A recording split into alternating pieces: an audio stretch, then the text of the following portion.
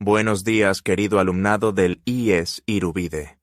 Mi nombre es Averroes, soy filósofo, médico y maestro de leyes, y con mucho gusto os voy a presentar el inicio de la Edad Media y del Islam, mi religión.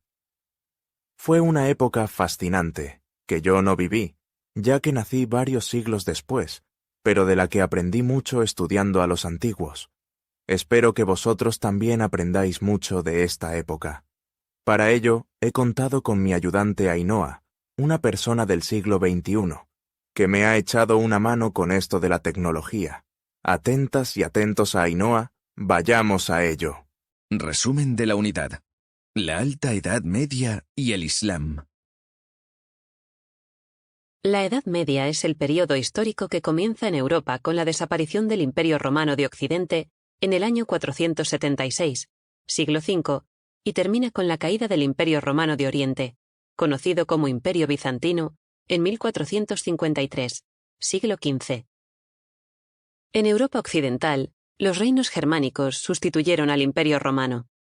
El colapso del Imperio Romano de Occidente en el siglo V dio lugar a la creación de estos nuevos reinos a lo largo del territorio del antiguo imperio, fundados por ostrogodos, francos, sajones o visigodos, aquellos pueblos germánicos que habían atravesado las fronteras del imperio en siglos anteriores.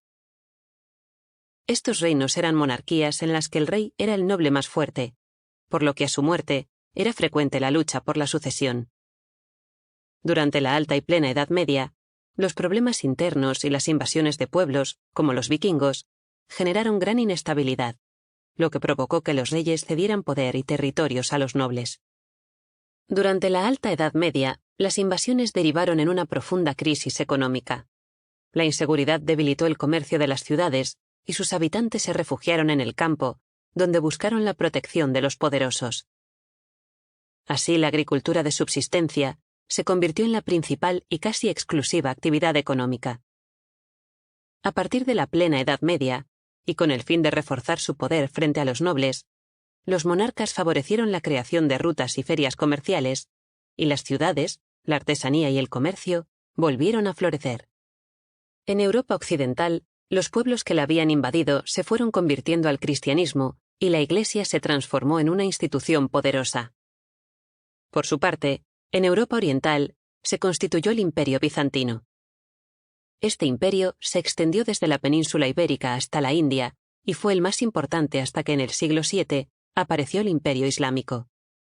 El Imperio Bizantino resistió las invasiones germanas y sobrevivió 1000 años. El período de mayor esplendor tuvo lugar en el siglo VI, durante el reinado del emperador Justiniano. Su sistema político estaba centralizado en torno al emperador, que gobernaba con poder absoluto. Su economía se basaba en la agricultura y la ganadería en grandes explotaciones agrícolas o latifundios, aunque mantuvo el comercio y una vida urbana muy intensa, a diferencia de lo que sucedía en Occidente.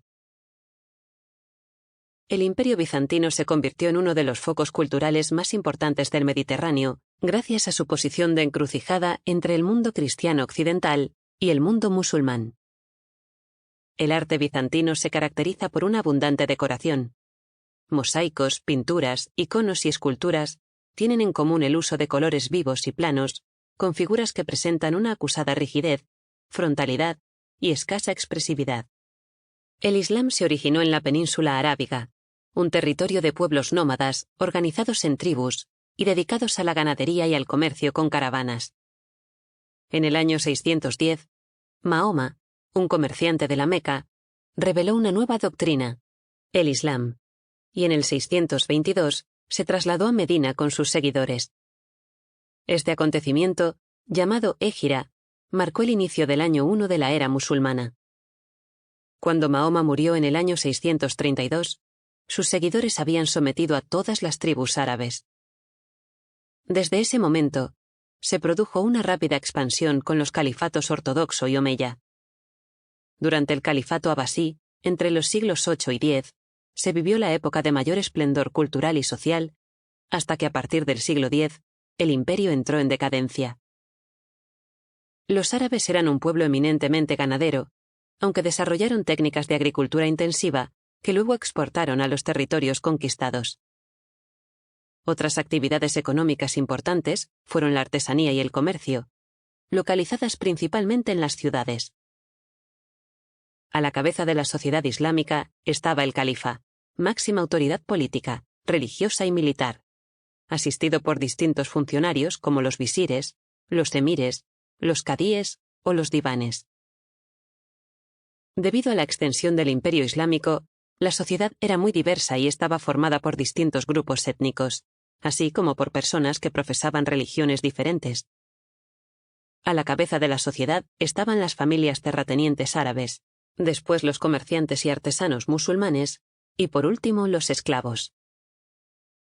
El imperio islámico difundió en sus territorios, en los 3 continentes conocidos, conocimientos y tecnología, así como gran parte del saber clásico. Los musulmanes contaban con un alfabeto y una lengua común, el árabe, e hicieron grandes aportaciones al ámbito de la astronomía y las matemáticas, la medicina o la filosofía. La arquitectura musulmana se caracterizó por el uso de materiales pobres y por adoptar elementos arquitectónicos de las culturas con las que se encontró en su expansión, como los arcos de medio punto, los arcos de herradura, las dovelas de colores alternos, etc. Debido a la prohibición de representar figuras humanas o divinas, la decoración se basaba en motivos caligráficos, arabescos o lacería.